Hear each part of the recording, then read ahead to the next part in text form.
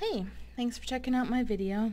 This is my very first video tutorial. I hope you like it, and I hope you come back and check out more. I'm going to show you how to make this cute little card box for mini cards that I have made with matching envelopes. So let's go ahead and get started. First thing you're going to need is just a piece of paper and then your pre-made cards.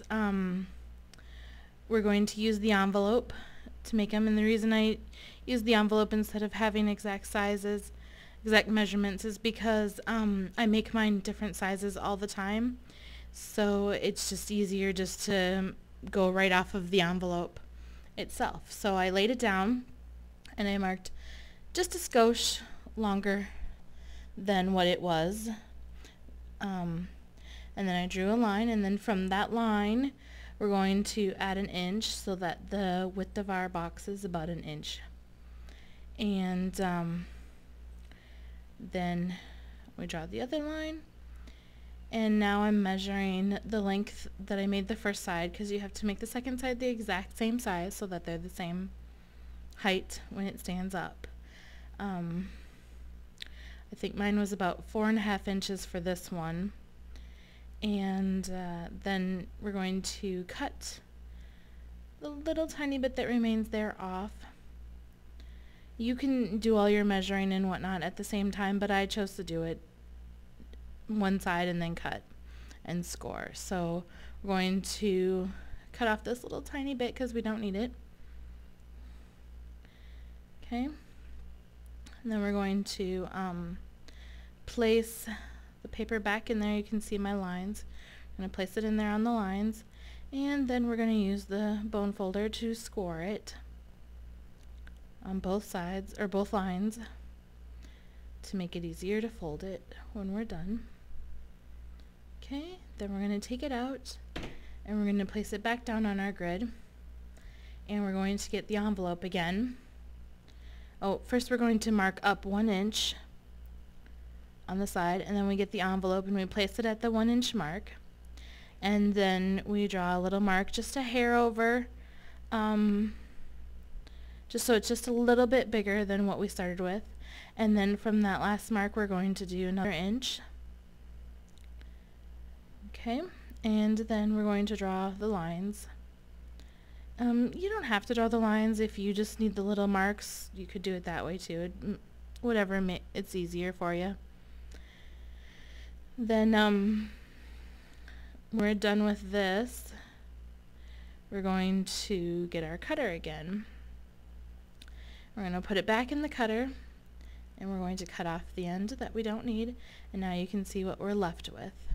Now we're going to put it back in at the 1st inch mark, and we're going to score, and then flip it and put it in at the inch mark again and score it again. Now we're going to fold all of our folds. Fold all of our score marks, I guess, and then you can see what we're left with. Now I'm going to get out my punch, and we're going to punch scallops on both ends just for a little bit of added interest. It makes it look pretty, I guess. And then you need some scissors, and we're going to cut, you'll have a 1 inch square about where the middle of your thing is on both fold lines, and then you're going to cut into the just into the fold line and keep the square there. See how I'm doing it there?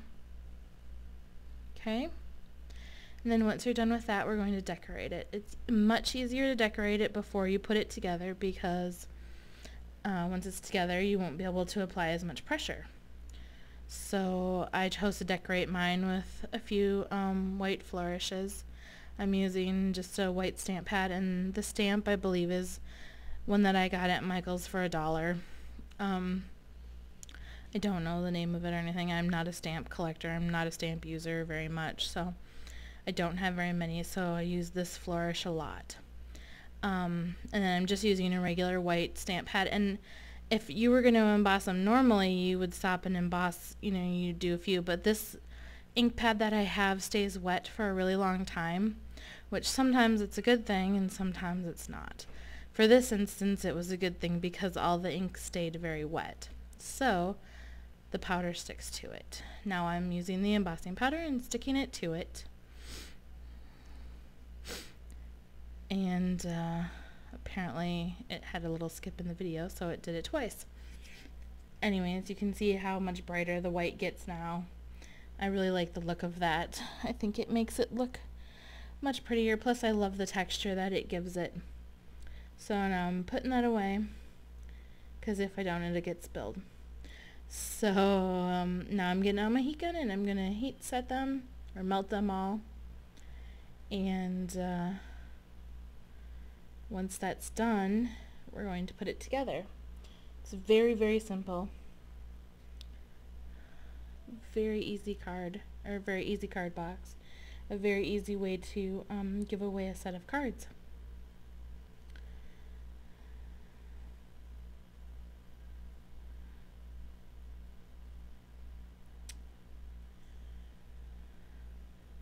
And then I was told once that if you apply a little bit of the heat to the back of it, it helps it not warp so much. So I just do that.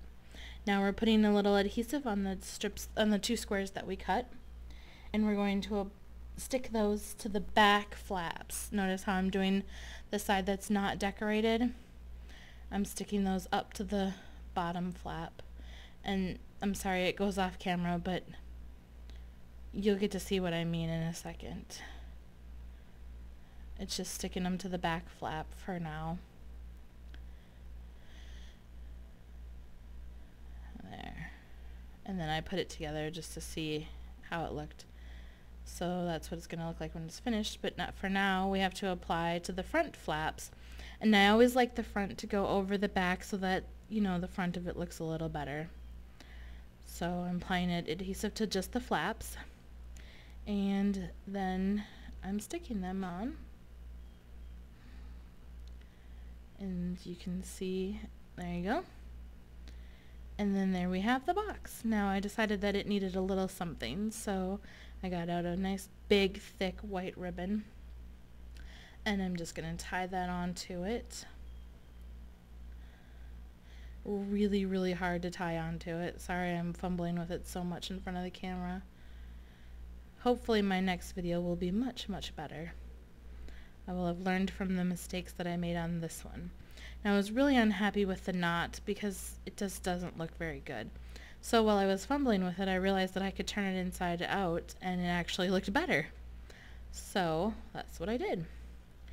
Now I'm cutting off the edges, and I always like to heat seal my ribbon because I don't like it to fray later on, especially if I'm giving it as a gift or selling it.